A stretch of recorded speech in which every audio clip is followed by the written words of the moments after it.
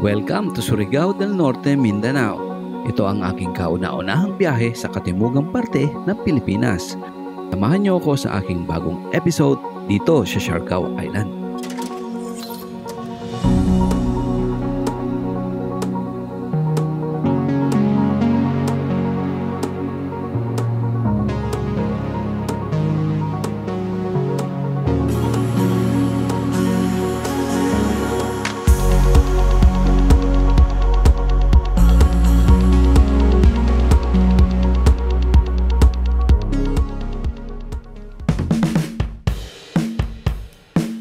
Galing sa aming tahanan ay walking distance lang ang airport.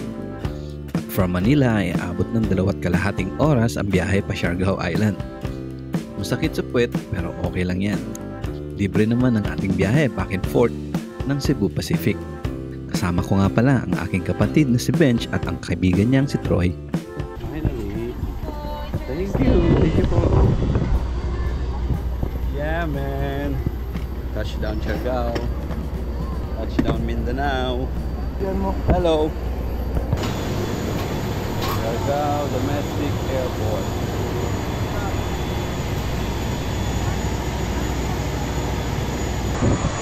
Arrival.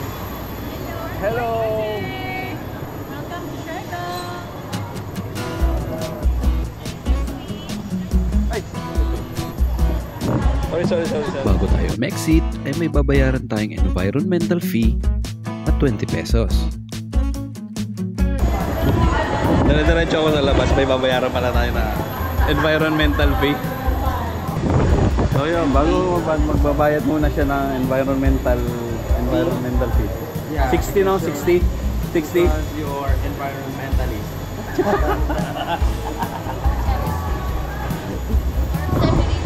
Ha?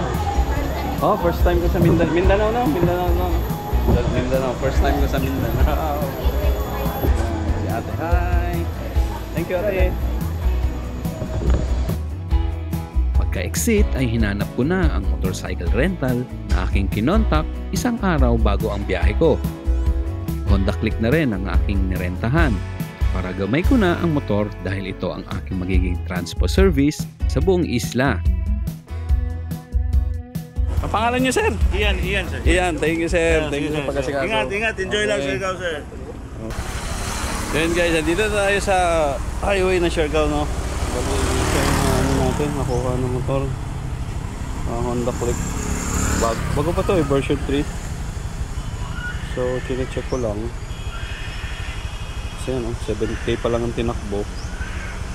So yun, pupunta na ako sa accommodation namin sa may ano, sa Strangers Inn.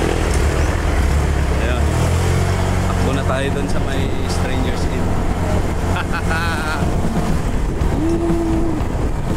Tapos bukas na tayo magagala. Iikutin natin ang buong Siargao. Bukas ng simulang umaga hanggang tanghali. Siguro kalahating araw makukuha natin to ng ano. Makukuha natin umikot ng Siargao. Galing ng Sayac Airport ay nasa mahigit kumulang 25 kilometers tayong babiyahiin papunta sa bayan ng General Luna. Dito din ang lugar kung saan kami nakapag-book ng aming accommodation. So kung tatanungin nyo yung klima rito, siguro dahil maaga pa, malamig pa. Malamig pa yung ano, klima. Siguro pag tanghali, ayan. Baka dyan na uminit. Ang daming foreigner dito. Kaya kailangan foreigner din tayo. Kailangan mag-i-English tayo dito. Kunyari, hi. So we're now here in Siargao.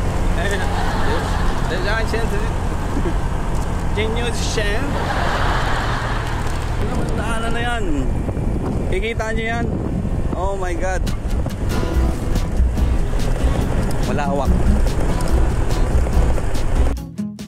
At after nga ng 30 minutes na biyahe ay narating ko na ang Strangers Inn sa General Luna.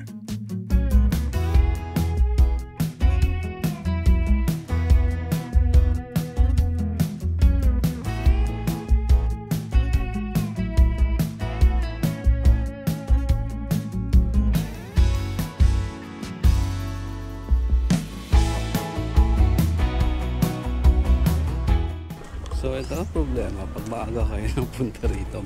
Pag maaga ang flight nyo, ang check-in sa hotel is 12 noon. So papalipas muna kami. 9 AM dumating kami. Ayan sila oh.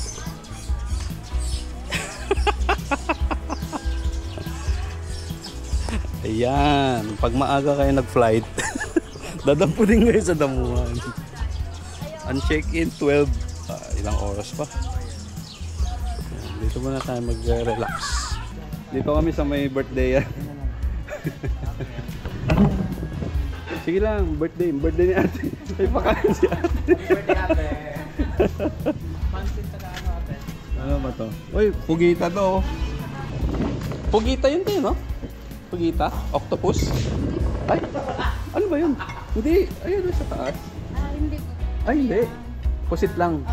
Pusit. Kala ko pugita. Kasi may ano. Yung sa dulo dinuguan. Na? Laman loob. Pusit din sa akin, ate. Happy birthday. Ang dami niyong handa, ate.